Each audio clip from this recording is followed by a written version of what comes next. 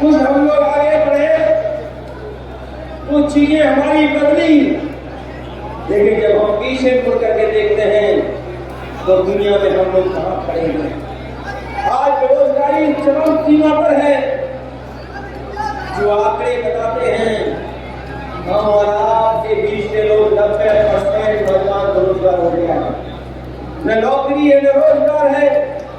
और जब हम खबरें पढ़ते हैं तो दुख होता है कि जो देश, जिस देश के बारे में सपना दिखाया गया कि हम विश्व में सबसे आगे बढ़ रहे हैं, हम विश्व के विश्वगुरु बन जाएंगे, वहां पर नौजवानों के हाथ में नौकरी नहीं है, रोजगार नहीं है।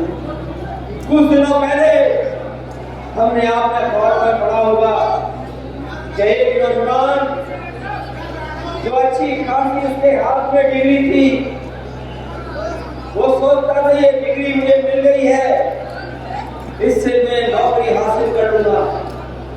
नौजवान भटका इधर उधर, कोशिश की, उसने हताश हो गया, निराश हो गया।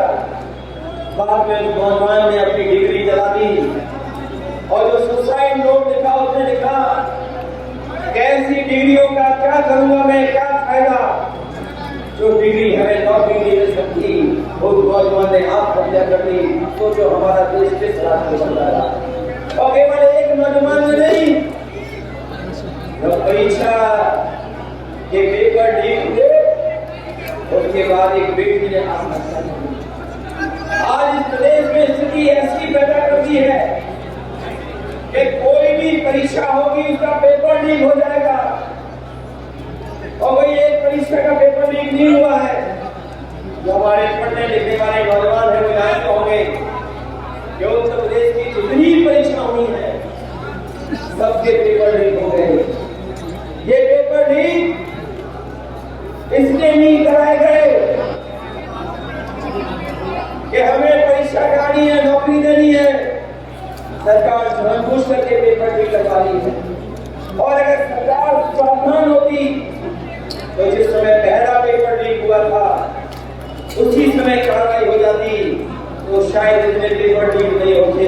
ये सरकार ऐसी है जिसमें 9-10 परीक्षाओं के पेपर लीक हुए और लगभग 7 लाख ऐसा नौजवान है जो परीक्षा लिखने तो गया, परीक्षा देने गया, लेकिन जब वो घर लौटा तो पता लगा पेपर लीक हो गया, उसकी परीक्षा कैंसिल हो गई।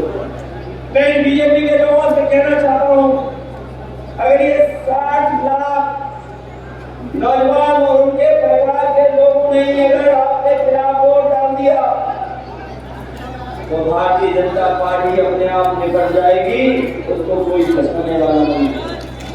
मैंने कई बार कहा और फिर दोहराता हूँ कि अगर 60 लाख बच्चे जिन्होंने परीक्षा लिखी थी और पेपर लीक हो गया, उनके परिवार के 2 सदस्यों को जोड़ते हैं, माँ बाप को, तो 3 सदस्य अगर हम जोड़े 7 लाख का गुणा करते 60 लाख का 3 में तो 1 करोड़ 80 लाख बनता है। और यही 1 करोड़ 80 लाख अगर 80 लोकसभा से हम भाग दे देंगे तो हर लोकसभा में 2,25,000 वोट भारतीय जनता पार्टी का काम हो जाए।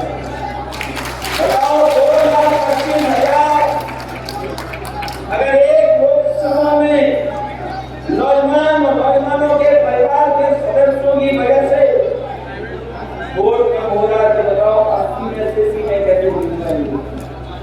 ये तो नौजवान है, लेकिन इनके साथ हमारा किसान भी खड़ा है। वो किसान जिसको अपमान का सामना करना पड़ा, लाठी खा करके भी उसे आंदोलन करना पड़ा, चाहे वो लखनऊ हो, दिल्ली हो, अपने हक के लिए, अपने कानूनों को खत्म करने के लिए उन्हें जाना पड़ा होगा। तो हमारे किसान भी आंदोलन से जुटे नहीं। 1000 के लगभग किसान जिनकी जान चली गई, लेकिन किसान अपने संघर्ष को नहीं छोड़े और अंतोगत्वा सरकार को सारे कानून वापस देने पड़े। तो आप जरा सोचना कि जिस सरकार के खिलाफ किसान हो, नौजवान, तो वो सरकार बचेगी कैसे। और फिर जो लोग ये नारा दे रहे हैं कि 400 पार, जो लोग नारा दे रहे हैं 400 पार, उन्हें आखिरकार मुख्यमंत्रियों को जेल में भेजना होगा। अगर 400 पार से आप सरकार बना रहे थे तो आपको दिल्ली के अरविंद केजरीवाल को क्यों जेल भेजना पड़ रहा है? आपकी जो सरकार बन रही थी, आपको झारखंड के मुख्यमंत्री को क्यों जेल भेजना पड़ रहा है? लेकिन हम आपसे कहना चाहते हैं कि हिसाब किताब भी देखना करो। और बीजेपी से ज्यादा होशियार पार्टी कोई नहीं है। बीजेपी के से ज्यादा साजिश करने वाली पार्टी कोई नहीं है। कभी आपने देखा इलेक्ट्रॉन बॉन्ड का पैसे कैसे आया है?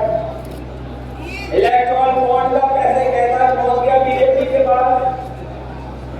जिस केस को लेकर के ये अरविंद केजरीवाल और आम पार्टी और तमाम लोगों पर सवाल खड़ा कर रहे हैं, क्या उस कंपनी के मालिक ने बीजेपी तक नहीं चलता दिया? सोचो आप, एक कंपनी बीजेपी को इलेक्ट्रॉन बॉन्ड से पैसा दे रही है, उन पे कोई कार्रवाई नहीं है, और दूसरी तरफ साजिश कर करके उसी कंपनी के माध्यम से दूसरे के खिलाफ कार्रवाई होगी और जेल भेजा जाए। क्या आपको नहीं दिखाई दे रहा है ये सब? जिसके ऊपर एक केस नहीं, उसे झूठा केस बना करके जेल भेजा जा रहा है कि नहीं भेजा जा रहा? और इलेक्ट्रॉन बॉन्ड केवल